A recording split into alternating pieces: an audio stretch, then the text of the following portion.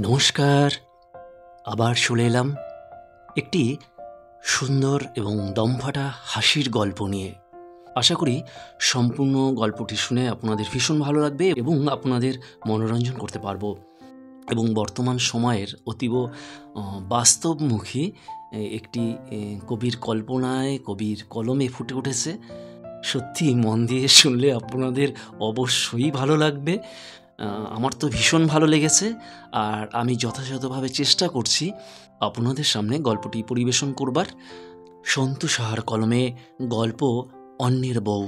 লেখক এবং লেখকের পরিবারের প্রতি আমার শ্রদ্ধাসহ ভালোবাসা জানিয়ে শুরু করছি আজকের একটি মজার গল্প, অন্যের বউ।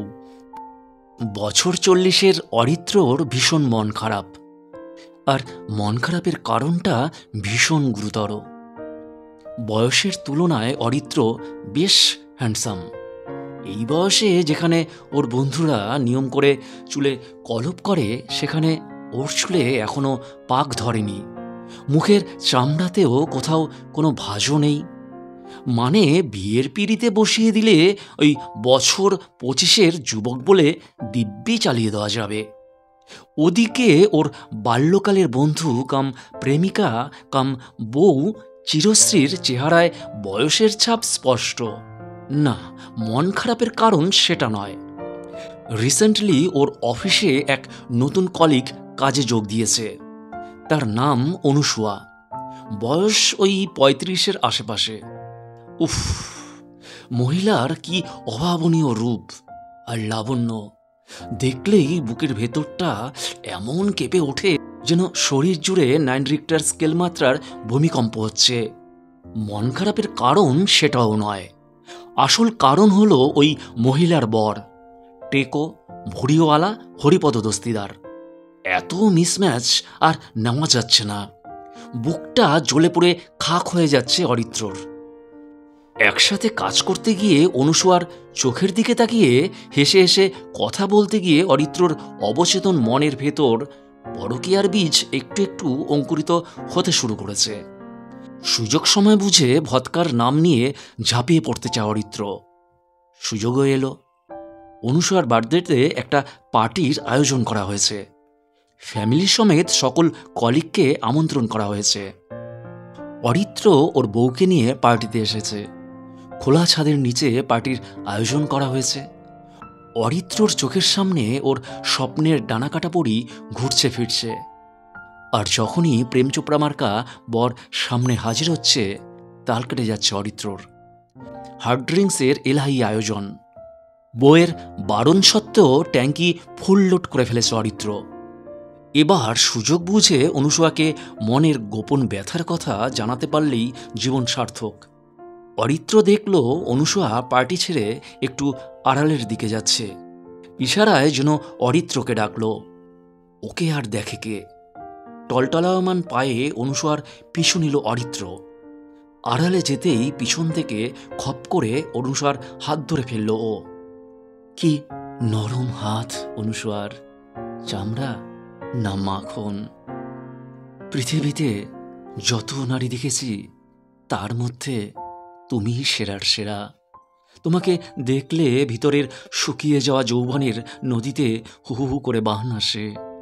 শিরায় শিরায় রক্ত টকবক করে ফুটতে থাকে। মনে হয় সব সামাজিকতা, চক্ষু লজ্জাকে গুলি মেরে তোমার উপর ঝাঁপিয়ে পড়ি, কিন্তু পারি না। অনুসুয়া হাত ছাড়িয়ে নেয়, তবে সেরকম কোনো রিয়্যাক্ট করে না। এরপর অরিত্র শুরু করল, ডার্লিং, ওই টেকো ভুড়িওয়ালার কাছে থেকে কি পাও তুমি? বাঁধন ছিঁড়ে এসো না বুকে, খুব যত্ন করে আগলে রাখবো তোমায়।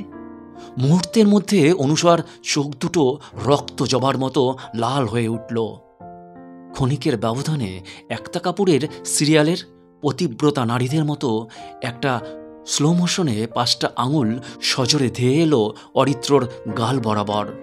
ঠাস করে শব্দ হলো, আর চরাচর জুড়ে ঠাস ঠাস ঠাস ধ্বনি অনবরত বাজতে লাগলো।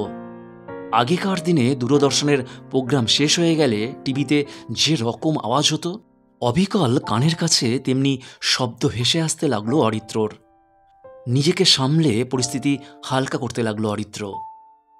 মানছি হরিপদবাবু যতই টেকো বা ভুড়িওয়ালা হোক না কেন, হাজার হলেও তোমার বিয়ে করা বর, আর বউরা বরকে ভালো না বেশে পারে না, এটাই মধ্যবিত্ত ঘরের মেয়েদের সংস্কার। কিন্তু অন্যের বর হ্যান্ডসাম হলে একটু করতে ক্ষতি কি? ভালোবাসতে হবে না? মুখের কথা শেষ হতে না হতে দুম করে একটা টাইসনের পাঞ্চ মুখের ওপর এসে পড়ল। চোখে সর্ষের ফুল দেখতে লাগলো অরিত্র। চোখ দুটো বড় বড় করে অনুসুয়ার সামনে হাত জোর করে যেমনি সরি চাইতে গেল, অমনি তল পেটে মেসির কিকের স্টাইলে ভ্যাক করে একটা আনুভূমিক লাথি দিয়ে এলো। অরিত্র একেবারে চিত হয়ে 3 হাত দূরে গিয়ে ছিটকে পড়ল। এবার আর কোনো কথা না বলে উপুর হয়ে হাঁটু দুটো ভাঁজ করে খরগোশের মতো হামাগুড়ি দিতে দিতে কেটে পড়ল।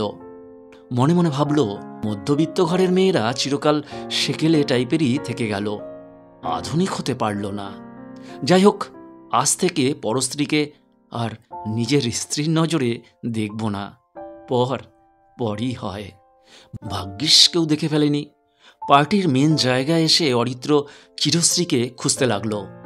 বউয়ের হাত ধরে এবার লক্ষ্মী ছেলের মতো বাড়ি ফিরতে হবে। ও আবার আড়ালে দাঁড়িয়ে নাটকের ট্র্যাজিক এন্ডিং দেখে ফেলেনি তো? তাহলে তো ঘোর বিপদ। ততক্ষণে অরিত্রর নেশা গেছে কেটে। এক জায়গায় জটলা হচ্ছিল, সেখানে নিজের বউকে খুঁজতে গিয়ে অরিত্রর নলেন গুড়ের রসগোল্লা দুটো শুকিয়ে কিসমিস হয়ে গেল। সেখানে অনুসুয়া ওর বরের বন্ধুদের সাথে দিব্যি খোশ গল্প করছে। তাহলে কিছুক্ষণ আগে অনুসুয়া ভেবে কোন মেয়ের কাছে কেলানি খেলো? পিছনে ফিরতেই অরিত্রর কিসমিস এবার লবঙ্গের রূপ নিল। রাগে ফুঁসতে ফুঁসতে চিরশ্রী অরিত্রের দিকে ধেয়ে আসছে। চিরশ্রী যেন খেপা সার, আর অরিত্র লাল বেনারসি পরিহিতা বিয়ে করতে বসা ভীতু লাজুক বউ। বাড়ি ফিরে 2nd round, 3rd round, 4th round কেলানি খেল অরিত্র। চিরশ্রীর মুখে কথা নেই, শুধুই হাতে হাতে কথা। পরের ধনকে যেমন নিজের ধন ভাবা পাপ, তেমনি পরস্ত্রীকেও নিজের স্ত্রী ভাবাও মহাপাপ। আর এই পাপের সাজা উত্তম মধ্যম অধম কেলানি। কেলানি থামার পর চিরশ্রীর প্রথম ও শেষ ডায়লগ। অরিত্র মনে মনে ভাবল, পরের স্ত্রীকে নিজের স্ত্রী ভাবলাম কই, নিজের বউকেই তো পরের বউ ভাবতে গিয়ে কেস খেলাম। অরিত্র পণ করল, এবার থেকে মাল ততটুকুই খাবো যতটুকু খেলে পরের বউ এবং নিজের বউয়ের পার্থক্য করতে পারবো। নমস্কার, সন্তু সাহার কলমে অন্যের বউ গল্পটি যদি আমার কণ্ঠে এতটুকু ভালো লেগে থাকে তাহলে অবশ্যই একটি করে লাইক এবং আপনাদের মূল্যবান মতামত জানিয়ে আমার পাশে থাকবেন। সকলে সুস্থ থাকবেন এবং ভালো থাকবেন সব সময়, আমার সকল প্রিয় বন্ধুরা।